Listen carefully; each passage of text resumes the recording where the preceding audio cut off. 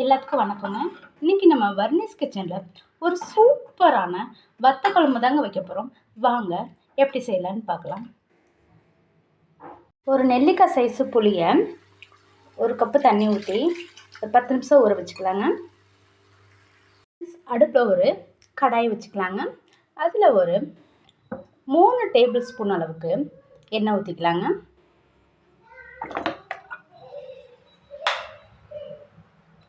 எண்ணெய் நல்லா சூடானதுக்கப்புறம் கடுகு 1/4 டீஸ்பூன் சேர்த்துக்கலாங்க.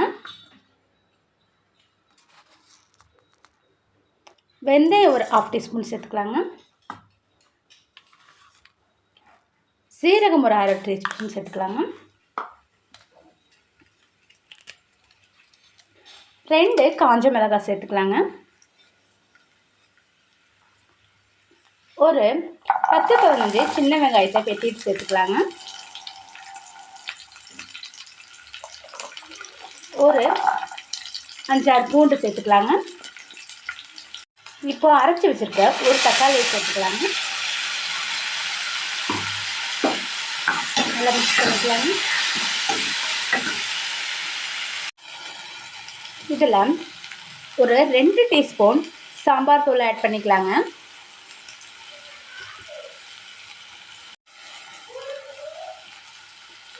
ரெண்டு டீஸ்பூன் மல்லித்தூள் ஆட் பண்ணிக்கலாங்க.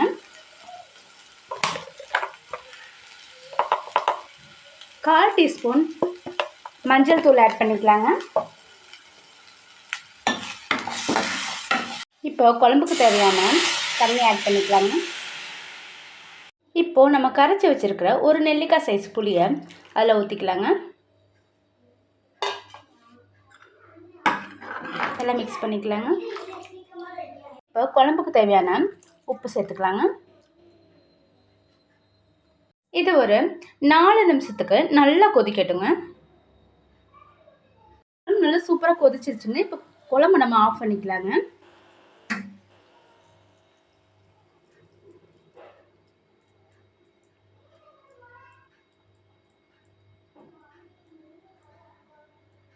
ஒரு தாளிப்பு ரெடி பண்ணிக்கலாங்க. அதுக்கு ஒரு சின்ன கடாயை வச்சுக்கலாங்க. இந்த பேனில் ஒரு கரண்டி எண்ணெய் ஊற்றிக்கலாங்க. எண்ணெய் நல்லா சூடானதுக்கப்புறம் நம்ம வச்சுருக்க வடகத்தை அதில் போட்டுக்கலாங்க.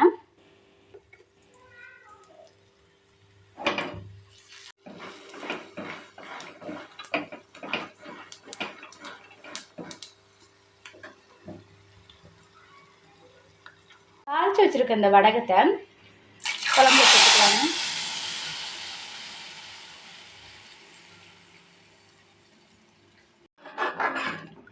நல்லா மிக்ஸ் பண்ணிக்கலாங்க.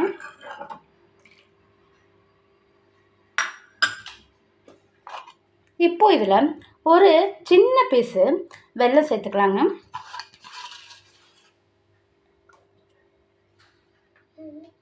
ஃப்ரெண்ட்ஸ், நம்மளோட வத்த குழம்பு சூப்பராக ரெடி ஆயிடுச்சுங்க. வத்த குழம்பு பிடிச்சிருந்துச்சுன்னா வர்னிஸ் கிச்சனை சப்ஸ்கிரைப் பண்ணுங்கள், லைக் பண்ணுங்கள், ஷேர் பண்ணுங்கள். சப்ஸ்கிரைப் பண்ணும்போது பக்கத்தில் உள்ள பெல் பட்டனையும் கிளிக் பண்ணிக்கோங்க ஃப்ரெண்ட்ஸ். அப்போ தான் நான் போடுற எல்லா வீடியோ உங்களுக்கு உடனுக்குடனே கிடைக்குங்க. நீங்கள் இந்த வத்த குழம்பை இதே மெத்தடில் இதே மாதிரி செஞ்சு பாருங்கள் ஃப்ரெண்ட்ஸ். செஞ்சு பார்த்துட்டு எப்படி இருந்துச்சு எனக்கு கமெண்ட் பாக்ஸில் சொல்லுங்கள். Thank you friends. தேங்க்யூ ஃபார் வாட்சிங்.